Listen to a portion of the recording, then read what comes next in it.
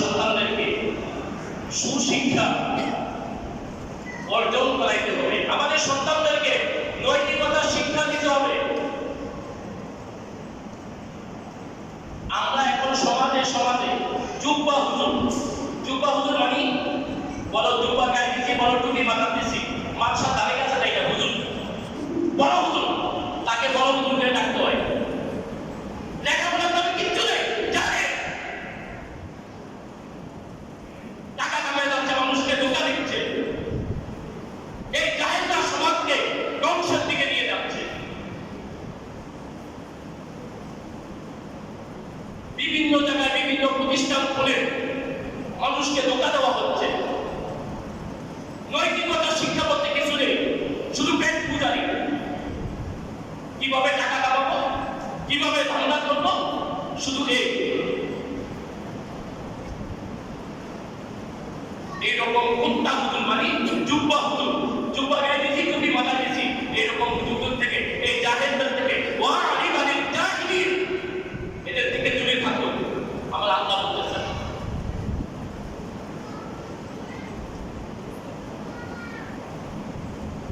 এই জাহেলদের থেকে দূরে থাকতে হবে।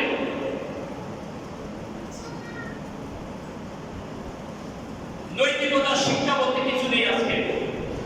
আল্লাহ রাসূল সাল্লাল্লাহু আলাইহি ওয়াসাল্লাম হাদিসে পাকে বলতেছেন, قال الله تعالى مخاطبا للنبي صلى الله عليه وسلم إنك لعلى خلق عظيم وفي الباب أحاديث لا تحصى। আল্লাহ পাক তার প্রিয় হাবিবকে লক্ষ্য করে বলেন, হে নবী, নিশ্চয়ই আপনি সুমহান চরিত্রের অধিকারী। সুবহানাল্লাহ, সুমহান চরিত্রের অধিকারী আমার রাসূল। আজকে আমরা সেই রাসূলের আদর্শ থেকে বাহিরে সরে যাচ্ছি। আজকে রাসূলের আদর্শ থেকে বাইরে সরে গিয়ে আমরা যেমন ইচ্ছা তেমন করে জীবন পরিচালনা করি। এরপরে বলতেছে,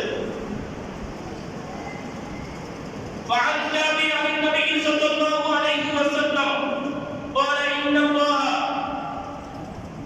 بعثني لتمام مكارم الأخلاق وكمال محاسن الأفعال رآه في شرح السنة।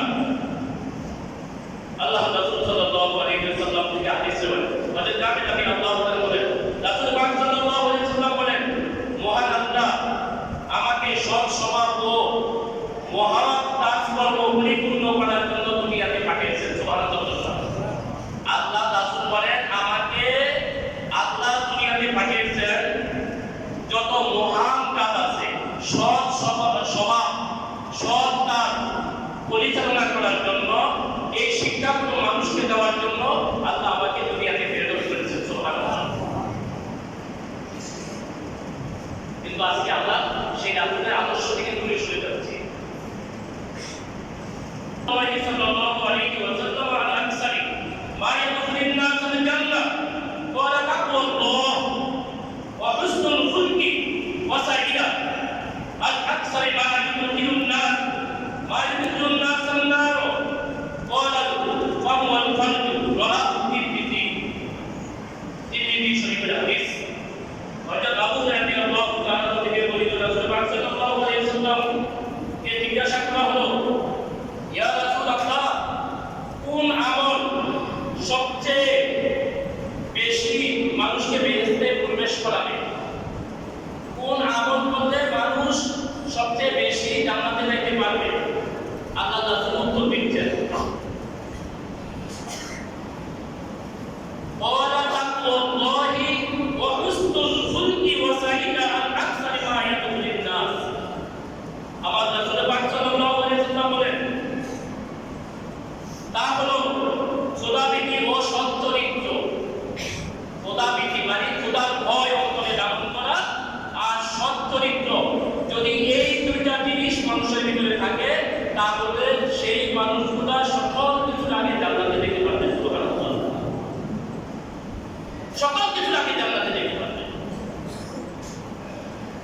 আজকে খোদার ভয় আমাদের অন্তরে নেই, সৎ চরিত্র এটা আমাদের অন্তরে নেই। আমরা হুজুর নামে কলঙ্ক এমন অনেক হুজুর রয়েছি, পশুর মতো আচরণ করি, যা আমাদের সাথে যায় না, যা পশু করে তা আজকাল মানুষ করতেছে।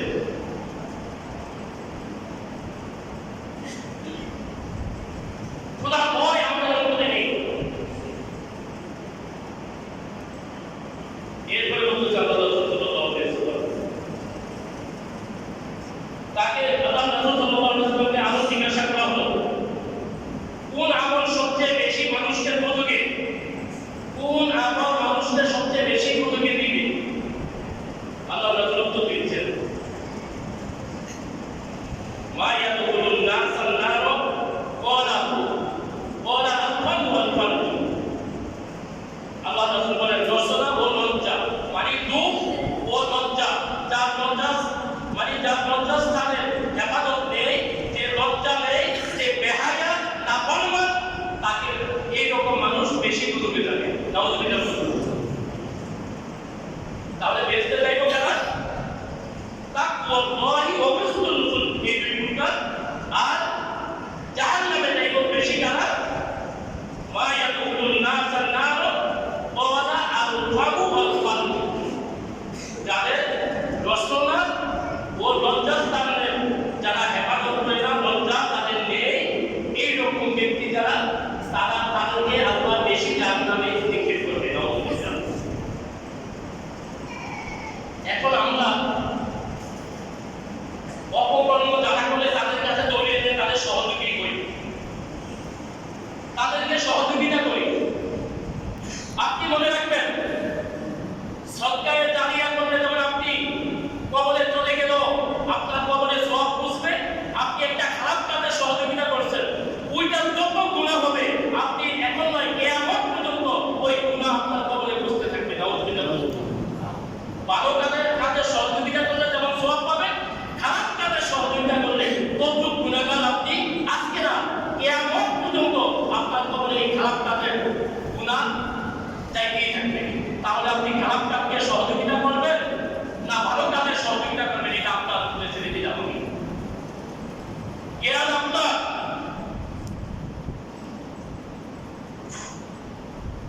আজকাল খারাপের সাথে মানুষ বেশি থাকে, যিনি ধোঁকাবাজ, ধোঁকা দিতে জানে, যিনি মিথ্যা বলতে জানে, যিনি নেবাজদারি, এদেরকে মানুষ বেশি ভালোবাসে। আর যারা একটু কথা কিনা কিন্তু হক, আল্লাহ হাক্কু মুররুন, আল্লাহ রাসূল বলেন সত্য তিক্ত, সত্য বলে তিতা লাগে। আমি জানি আমার কথা অনেকের কাছে তিতা লাগবে, অনেকে আমাকে অপছন্দ করবেন, করার কিছু নেই। আমার বলে আমি আপনাকে খুশি করতে চাই, আমি আমার আল্লাহকে খুশি করতে চাই, আমি আমার নবীকে খুশি করতে চাই।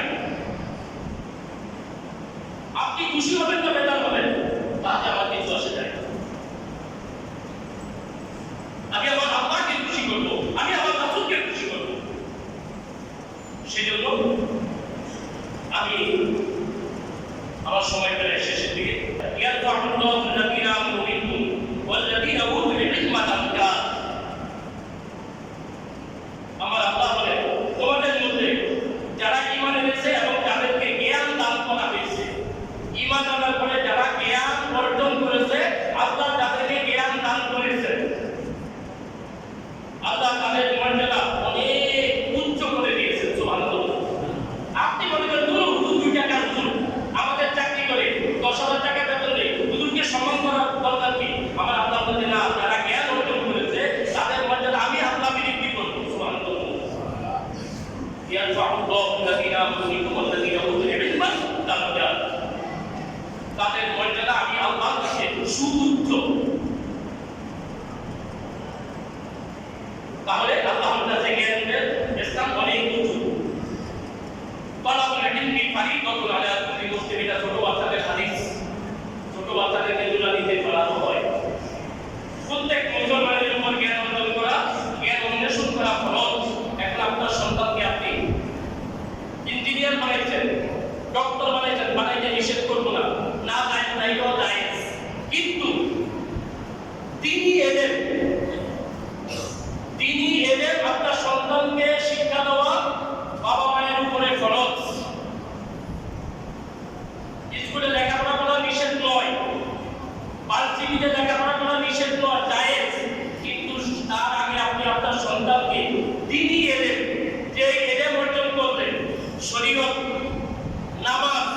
রোজা, হজ, যাকাত, ঈমান, রিসালাত, ওযু, গোসল, ফরজ, বাবা মায়ের সম্মান, শিক্ষকের সম্মান, মুরব্বির সম্মান, এগুলো শিখবে, এগুলো বুঝতে পারবে, সেই এলেম অর্জন করা ফরজ।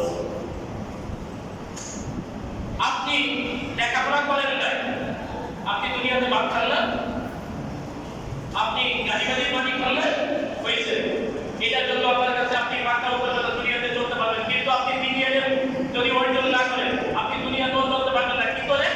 নামাজ পড়তে কি লাগে, নামাজ কোন সূরা নামাজ পড়তে হবে, কোনটা নামাজের ফরজ, কোনটা নামাজের ওয়াজিব, কোনটা গোসলের ফরজ, কোনটা ওযুর ফরজ, কোনটা রোজার ফরজ, কোনটা রোজার মাকরুহ, কোনটা রোজার সুন্নাহ, এগুলো অর্জন যদি আপনি না করেন দুনিয়াতে কিভাবে চলবেন? আপনি কিভাবে আপনি দুনিয়াতে চলবেন? সেজন্য এই দ্বীনি এলেম এইটা অর্জন করতে হবে। এখানে সেখানে বাচ্চা দেওয়া যাবে না, হুজুর নামে কলঙ্ক যারা তাদের কাছে বাচ্চা দেওয়া যাবে না। বাচ্চা দিতে হলে বুঝে শুনে, আগে ওই যে হুজুর পড়াচ্ছে এই হুজুরের কোয়ালিফিকেশন কি, এই হুজুর লেখাপড়া কতদূর করছে এটা জানবেন, জেনে তারপরে ওই সকল মাদ্রাসায়